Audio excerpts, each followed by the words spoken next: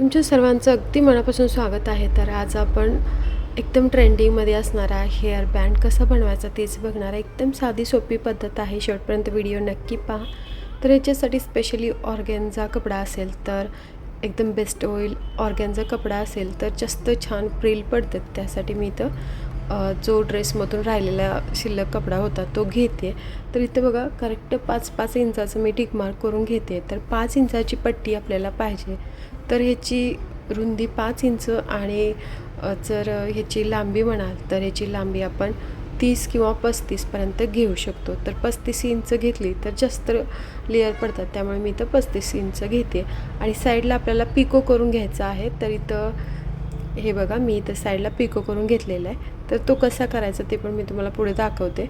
तर इथं पाहू शकता 5-5 इंच रुंदीची मी पट्ट्या पहिल्यांदा काढलेत, कारण माझ्याकडे फुल असा एवढा मोठा कपडा नव्हता. कारण ड्रेसमधून शिल्लक राहिलेल्या कपड्यापासून मी हा हेअर बँड बनवते. तर इथं पाहू शकता 35 इंचावरती मी इथं करेक्ट टिकमार्क केली आणि तेवढा कपडा मी करेक्ट मोजून घेतलेला आहे. तर आपण इकडच्या साईडला असं हे पिको केलेलं आहे. तर पलीकडल्या साईडला सुद्धा करायचं आहे. म्हणजे दोन्ही साईडला केल्यानंतर छान दिसायला पण ते दिसतं. दोन्ही साईडला करायचं. आणि अजून एकदा मी व्यवस्थित मोजून बघते करेक्ट आहे की नाही. तर हे व्यवस्थित मोजून घेतलेलं आहे. आणि आता आपण काय करायचं की जो कडेचा भाग आहे त्या साईडला आपण फोल्ड करून आपण पिको करून घेतो आहे. तर इथं पहा ह्या मिशनमध्ये भरपूर ऑप्शन आहेत. मग वेगवेगळे एम्ब्रॉयडरीसुद्धा करू शकतो. तर आता मी असं हे पिको करून घेते.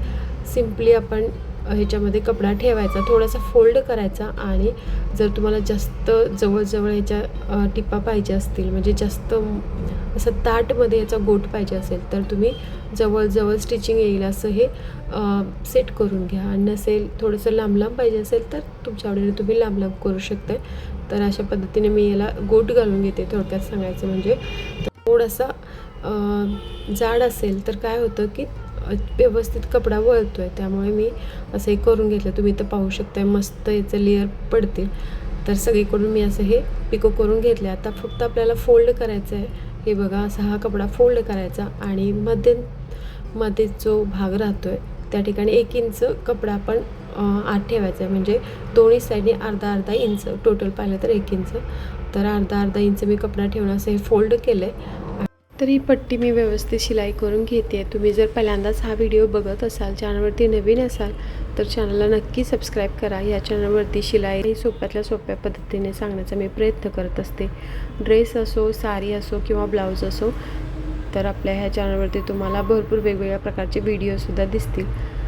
तुम्ही प्लेलिस्ट चेक करू शकता. आणि एकदम कमीतल्या कमी वेळामध्ये साध्या सिंपल पद्धतीने रेडी टू वेअर साड्या कशा शिलाई करायच्या त्याचे वेगवेगळे प्रकारसुद्धा आपल्या ह्या चॅनलवरती तुम्हाला बघायला भेटतील. तर इथं पाहू शकता मी पूर्ण ही पट्टी शिलाई करून घेतली आहे. तर असे हे 2 लेअर पडलेले आहेत. आता आपल्याला काय करायचं आहे, जी आपण शिलाई करून घेतलेली आहे त्या ठिकाणी आपण इलॅस्टिक सेट करून घेणार आहोत. तर इथं बघा मी अशी ही राऊंडमध्ये असणारी इलॅस्टिक घेतलेली आहे. तुमच्याकडे अशी इलॅस्टिक नसेल तर हेअर बो जो तुमच्या घरी असेल तो तुम्ही घेऊ शकता आणि त्याच्यापासून सुद्धा असा हा मस्त ब्युटिफुल असा हेअर बँड बनवू शकता. तर इलॅस्टिकच्या एका साईडला मी इथं पिन लावलेली आहे आणि जे इलॅस्टिकचं एक टोक आहे ते आपण असं अंगठ्यामध्ये गुंतवून ठेवायचं, जेणेकरून ते आतमध्ये जाऊ नये. त्यासाठी अशा पद्धतीने मी ही इलॅस्टिक याच्यामध्ये सेट करून घेते. आणि तुम्ही जर 2 कलर मिक्स म्हणजे 2 कपडा एकत्रित करून जर असा हा हेअर बँड बनवला तरीसुद्धा खूप सुंदर दिसेल. बट ऑर्गॅन्झा कपडाच घ्या, म्हणजे त्याने जास्त छान हा हेअर बँड दिसतो असं मला वाटतं. तुम्ही कोणत्याही कपड्यावर ट्राय करून बघू शकता, बट हा असेल तर एकदम अट्रॅक्टिव्ह दिसतो आहे. तर इथं पहा ही इलॅस्टिक जी आहे ती आपण 10 इंचाची घेतलेली. तर इथं आपण गाठ मारून घ्यायची आहे. हे बघा, तर गाठ मारल्यानंतर थोडंसं अंतर कमी होतं. जर तुम्हाला ह्याच्यापेक्षा थोडा आकार मोठा पाहिजे असेल तर तुम्ही 12 इंचाची इलॅस्टिकसुद्धा घेऊ शकता. तर इथं मी 10 इंचाची घेतलेली.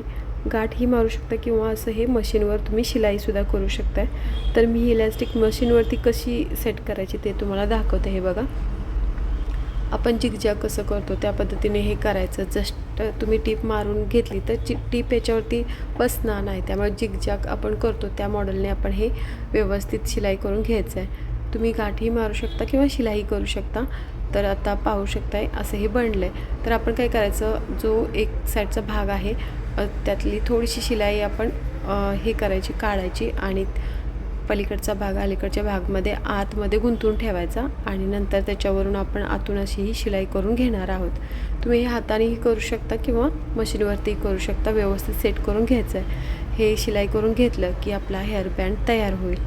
ड्रेसच्या मॅचिंगचं किंवा तुम्ही ज्या पद्धतीची साडी घालताय त्या कलरचा सुद्धा तुम्ही हेअरबँड बनवू शकता. लहान मुलींना स्पेशली हे हेअरबँड खूप आवडतात, पण आत्ता प्रत्येकजण हेअरबँड वापरायला लागले. म्हणजे आत्ता जस्ट ट्रेंड सुरू आहे, त्यामुळे मी तुम्हाला असे हे व्हिडिओज दाखवते. तर इथं पाहू शकता असं हे फुलवून घ्यायचं आणि मस्त ब्युटिफुल असा सुपर हिट आपला हेअरबँड तयार झालेला आहे. कोणीही म्हणणार नाही की तुम्ही हा घरच्या घरी बनवलेला आहे. एवढा सुंदर दिसतोय. तुम्ही कुणालाही गिफ्ट करू शकता किंवा व्यवसायसुद्धा सुपरहिट चालू शकतो. म्हणजे जास्त प्रॉफिट आहे हेअरबँडच्या व्यवसायामध्ये. तर तुम्ही घर बसल्या असे हेअरबँड बनवून ऑर्डरसुद्धा घेऊन लेडीज स्टोअरमध्ये देऊ शकता. तर याचा बिझनेस मिशोवरती फ्लिपकार्टवरती करायचा असेल तरी तुम्ही इझिली करू शकता. त्याच्यामध्ये सुद्धा भरपूर फायदा आहे आणि कमीतल्या कमी वेळामध्ये असे हे वेगवेगळ्या पद्धतीचे हेअरबँड तुम्ही बनवू शकाल. व्हिडिओ आवडला असेल तर जास्तीत जास्त शेअर करा. शेवटपर्यंत व्हिडिओ बघितल्याबद्दल मनापासून धन्यवाद. Thank you for watching.